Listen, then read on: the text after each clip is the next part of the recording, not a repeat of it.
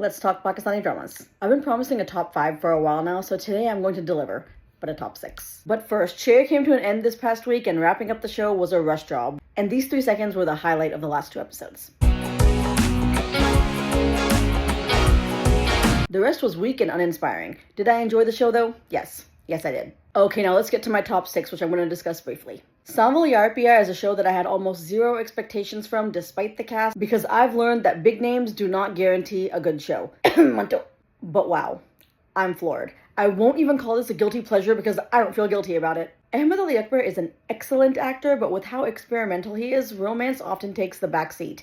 But romance is one of his greatest strengths. It's so nice to see him in a role like this once again, and his chemistry with Doria Fishan is excellent. We've only had a handful of episodes, and I'm already anxiously awaiting the next episode each week. Case number 9 is next, and when I say this is quality, I mean this is quality. I talked about it in depth last week, but episodes 3 and 4 are equally as good, if not infuriating. But what a show, what a cast, what a topic. Please watch. Goonj is such an underrated show in my opinion. This show truly tackles harassment from every angle. There's Zarnab's tough situation at work, which is really difficult to watch but excellently portrayed by Komal Mir. There's Nazish, whose boss married her as a working woman, but post-marriage forced her to quit because he's shucky and doesn't believe women belong in the workplace. There's also a very interesting story with Ahmed, which looks like your typical Gharelu track initially, but you quickly realize this is a different form of harassment within the household when Farah refuses to take no for an answer.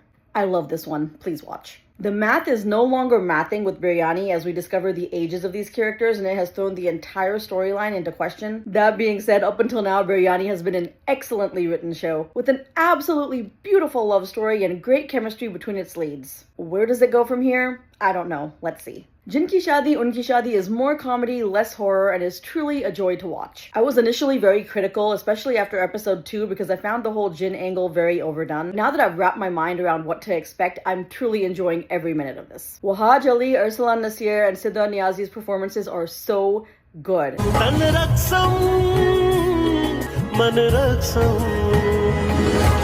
चाचा ये क्या हो गया आपको? चाचा नहीं, चाची. And last but not least, Jamal Taksim is the topic of discussion with audiences of all ages right now. This show has opened up so much conversation with older women, middle-aged women, young women about to get married. This show really explores the joint family system and highlights why it's really not easy. The conversations being had over the show speak for themselves. This show can be triggering, but it's really worth a watch. Okay, those are my top 6, but I would also like to give a shout out to Dil Dhoondta Hai Phir Wahi, starring Zahid Ahmed and Zara Noor Abbas, which highlights dementia. And before anyone says this is a copy of Sayara, this has been in the making for the last 3 years. Ek Jhooti Kahani is also another show which is mindless, but I also really enjoy watching. Pamal begins this week, starring Sabah Qamar and Usman Mukhtar, and I'm sure it's going to be nothing short of incredible. I'm pretty sure I mentioned everything worth watching, and if a certain show is not on the list, it's missing for a reason. See you next time.